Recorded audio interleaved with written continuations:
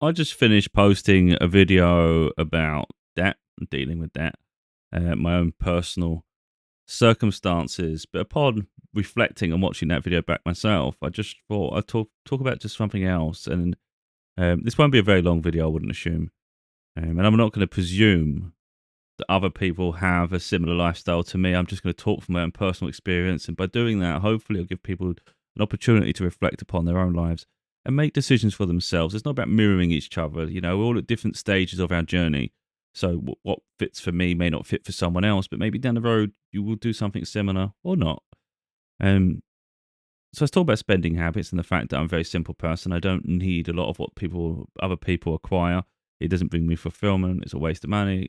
I don't want to go down that path. We already spoke about that. But there was other things I'm doing this year that I thought, to be honest, I probably, I could have said in there and I probably should have done, but I didn't think about it at the time. It's almost like a New Year's resolution, but I don't really go around going, oh, this is my New Year's resolution. I just naturally think of evolving myself all the time. And if we're in the new year, I was pondering some decisions to make. More for the fact that financially it's causing me trouble, but then you think about your health and all these other things. Um, so what I'm going to do personally is I like drinking a lot of soda. I like fizzy drink. I do. I'm not going to remove it entirely. I don't think there's any point just trying to force yourself to be miserable. There's no need for that. But I think let's find more balance to it. I'm going to start getting more bottled water and putting it in the fridge because I actually enjoy that. If you've got really cold water, I find it really refreshing. So if as long as there's a supply of that, I will be more than happy drinking it. I actually feel fresher, your skin gets better, all these things, your mental well-being improves, and it does because it has when I've done that. So I'm that's what I'm going to do. I'm going to start replacing sodas with uh, bottles of water. But again, I'll still enjoy the odd drink when I want one. I drink a lot of coffee. Like I wouldn't say coffee. I drink coffee. First thing I drink in the morning is coffee. I like to wake up with a coffee. It's just my little routine. I do enjoy that. I'm not changing it. And I do like tea. In the UK, we like tea, and I do like tea throughout the day. And again, I'm not stopping that. There's just no way I can't stop that. Because that's my comfort. That you take that away, like what we're doing here. What's the point of life? What are we doing? But it's got to be certain places where we can figure things out. The other side is takeaways. So like I spoke recently that I've cancelled a lot of services in subscriptions with TV, for instance, Netflix, not Netflix, Disney and Amazon Prime, Audible. There's a few others, and I've literally just cancelled Uber One. So they took the money, and I was like, I don't want it for another month though. Sheer principle, I don't want it because I'm changing my routine. So I got in touch, and they're going to refund it, which is great. Um, it's less about the money because the price isn't that much, but it's more of what it does to you. And I think people will probably not realize the psychological effect it has. I'm aware, but even I get caught up in it sometimes. If you're paying for service, you want to get your most out of that service. So by paying that subscription, it encourages you to then start purchasing enough takeaways to make up for the delivery cost. So what are you doing? You're spending money just to make a saving on the delivery costs. It's actually costing you a lot because takeaways they add up. In the UK they get more and more. You're looking at realistically no less. You're rarely going to get anything for less than £12 delivered, but most of the time it's like £15 to £20. It's crazy. So like you look at that free take. Let's say it's £20. Free takeaways are at £60, or you do that over a month, you're like £240 a month. That's just for free takeaways. If you had free takeaways a week, you're £240 a month. You only got to start looking at that, wonder where your money's going, And we all, I think many of us have fallen into this pattern. And the one thing I recognise a lot of the time is when I have a takeaway, yeah, it's nice, it's convenient, blah blah blah. But after I feel rough, and I'm like, sometimes the quality isn't good, sometimes things come cold, the portion size isn't great. In all honesty, although it's a hassle to cook sometimes, and especially depending on how late it's all about preparation. Though, if you start preparing your food a little bit earlier, when you have a home cooked meal, I actually always prefer it. I always prefer. Like, I love a Sunday roast. Absolutely love a Sunday roast. But the hassle it takes to do it's probably not as much hassle as we think, but we can be bothered on a regular basis. But I think because of that, you can't be bothered throughout the week. So you go to this comfort food, the easy meals. So I've got frozen foods and things where you just whack it in the oven and it'll be done in 25 minutes. And it'll do. But I want to start getting to the point where I used to be, where I used to enjoy cooking. I used to actually enjoy cooking. I used to like making a fresh lasagna and things like this. And I want to get back to that, but I want to get back to being able to enjoy being in the kitchen cooking. and actually enjoying the process of preparing the food and enjoy, and make it. If you can make that like a pattern, a routine, I think then it's far superior to a takeaway anyway. And you could argue fresh ingredients cost a lot, but how much are these takeaways costing? And even if you were spending just as much a month on food because you're having to replace it with fresh, you'd definitely be healthier for it, and your lifestyle would be better as well. I think personally, again, that's if you really care. I do like cooking though, but I've just lost the passion for it. I think, yeah, that's really what's happened. So I'm making better decisions for myself because I want to be happy. Um, and I don't want to keep hemorrhaging money for no reason in things that really don't do me any good. So yeah. Anyway, so I've removed some services, some subscriptions. I'm also not investing anymore into this Uber One, even though that's a great deal. If you're into takeaways, I'm not going to sit there and say it's a terrible deal. That's an incredible deal because you get offers as well, so you get discounts. But that's again, if you're going to go down that path, but look at the path it sends you down.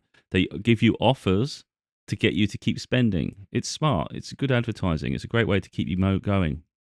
In the same way I've removed Amazon Prime now. I love Amazon Prime, but it keeps me spending. You end up just keep ordering stuff. You constantly got deliveries coming to your door. Why? Because I get free delivery. Because I'm paying for that service, I want to make the most of that service, and I'm going to keep buying. These are all the little things. They're like little psychological things it does to your head. I want to be, I want to be less of a consumer this year.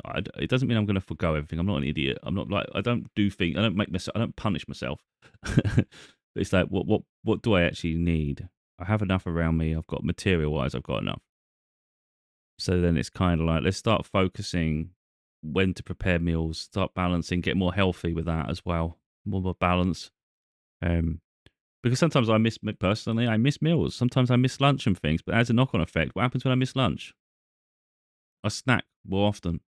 So you're replacing something that's more fulfilling and can fill you up for a longer period with constant snacks that actually just don't do you any good at all and there's no nutrients. All these little things, we think we're winning, but we're losing. And then that feeds into that fast food nature as well. But again, if you do it in balance, it's not so big a deal. If you do it like every Thursday or every Friday or something, you did a takeaway. I don't think that's such a big deal. One takeaway every now and again isn't a big deal, is it?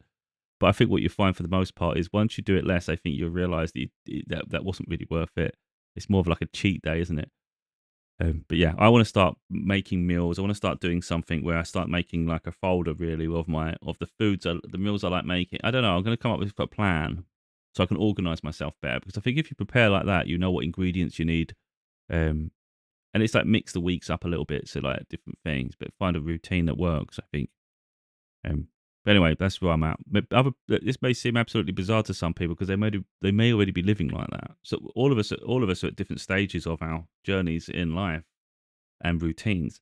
There'll be people that are already doing this, and it'd be a given. It'd be like, But it's like some of us are just coming out of this takeaway phase, fast food, and maybe mistreating ourselves a little bit, hemorrhaging money, all these little variants, of course. But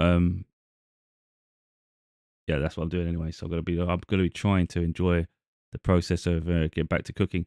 I want to use the air fryer less as well, to be honest, because I find that's made me even more of a fast food in my own home. You just whack things in the air fryer, drag it out of the air fryer, put it back in. It's like you're losing the art of actually cooking. I know you can actually prepare foods in them, and I'll use it where I can, but I think it's just yeah, I don't want to be an air fry junkie either.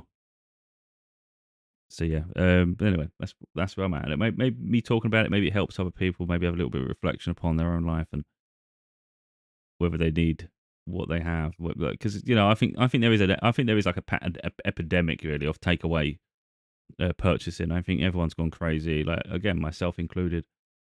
But it's just convenience, but it costs a fortune. You don't even realize how much you're spending on it. It's unaffordable for the most part. It's crazy. Again, I've talked about it a lot. Like when I talk about the other debt problem, it's like the money we spend, it gets taken out of something else. So a lot of people, they say, I can't afford a holiday this year. I can't afford to do this. I can't afford that. Yeah, but how many takeaways have you bought? Where have you wasted all your money? What sort of things have you been buying? And it's like, you look at it and it's like, it's so, it's so replaceable. If you effectively, I mean, look, I'm only on the precipice of doing this change. I'm not talking like I've freaking got all the answers here, but I think it's quite apparent, which is why I'm making decisions in my own life. We hemorrhage money down one direction, and it's not really healthy. So we're destroying ourselves, making ourselves tired. Our body withers. Our body gets exhausted. We're not giving it the nutrients it needs. Um, and at the same time, our finances take a hit. Whereas if we give our body what it needs, we feel better about ourselves. We enjoy the process of preparing our foods. We take more joy and passion in what we eat. More thought goes into it. Of course, we know what's in it as well, not all these additives. And then there's the potential that you even have money spare where you actually have a holiday and you can have other things in your life. It's crazy the difference things make, isn't it? Thought I'd share that really.